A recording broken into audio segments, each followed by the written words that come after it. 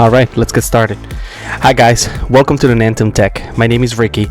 Today we'll be testing Grand Theft Auto 5 on the Intel Core i5-9400f paired with 16 gigabytes of RAM running on dual channel with XMP and Evo, which brings up the memory speed up to 2667 megahertz. And I'm pairing it with NVIDIA GeForce GTX 1070 Ti. This is the titanium version of the card. I've been playing around a little bit with GTA 5 today, and reached a couple of conclusions that I think would be interesting to point out for the benchmark run. So I've switched all of the settings on the graphics. First of all, I set it up to ignore the suggested limits, and the highest DirectX that you can set up GTA 5, as far as I can tell, is DirectX 11. So I have it at that. We have it running at 1080p with everything that could be maxed out to make it easy. Here in Nantum Tech, I like to focus on mostly just sticking to presets and predetermined setups for the games that you can replicate, just to give you an idea of the kind of performance that you can expect. Depending on how much RAM you have, sometimes it might be a good idea to turn some things off and maybe turn some things back on for you to be able to get the performance. And I encourage you guys to not use the settings that I use on my benchmark runs. This is really just to give you an idea of how the systems would perform if you set up a system with a graphics card like this one. So starting off outside of Franklin's house, Franklin's aunt's house.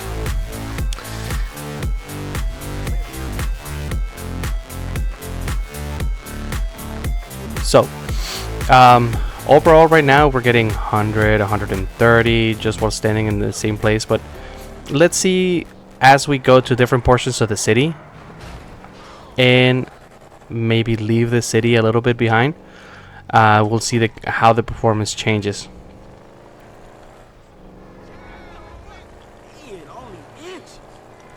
Ooh, there we go.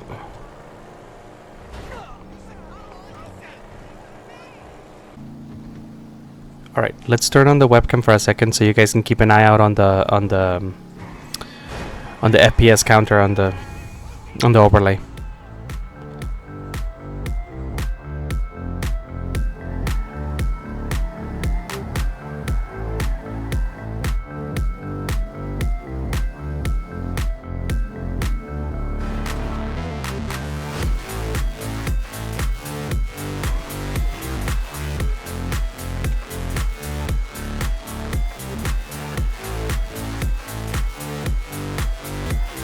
Obviously, when we're in the car and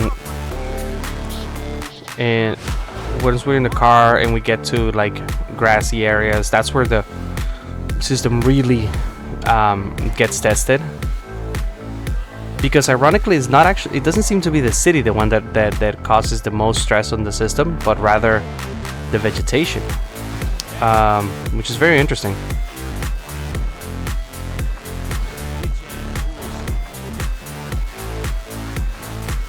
But in spite of that, I mean, the performance is smooth.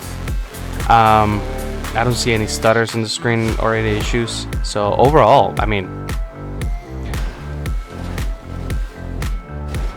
as far as I can tell, the system has no issues at all with GTA 5. Okay, so much for this car.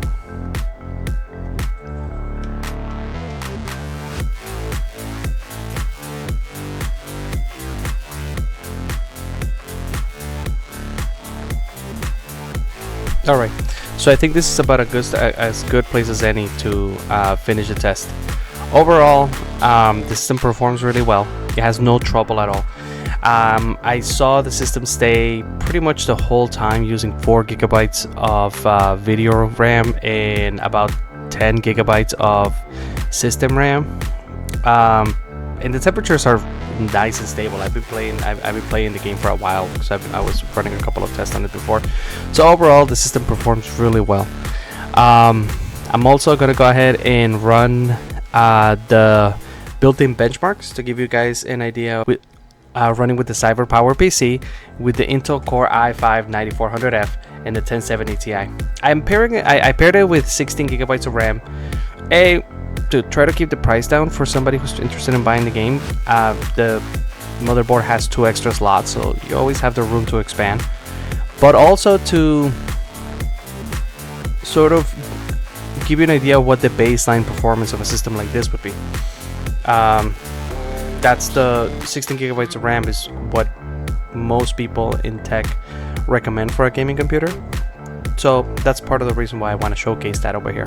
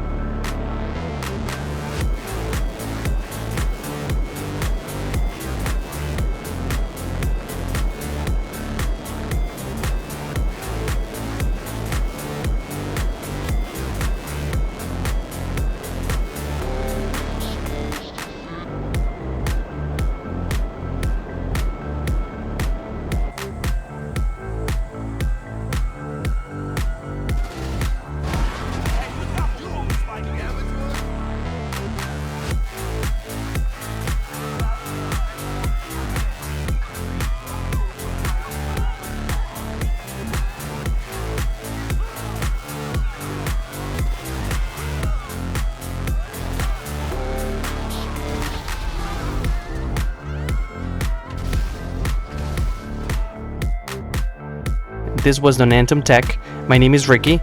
Here at Nonantum Tech, we like giving older hardware a second chance and testing it out. So that way, if you want to build a system with older hardware, you can use this as a reference to give you an idea of the kind of performance that you can expect.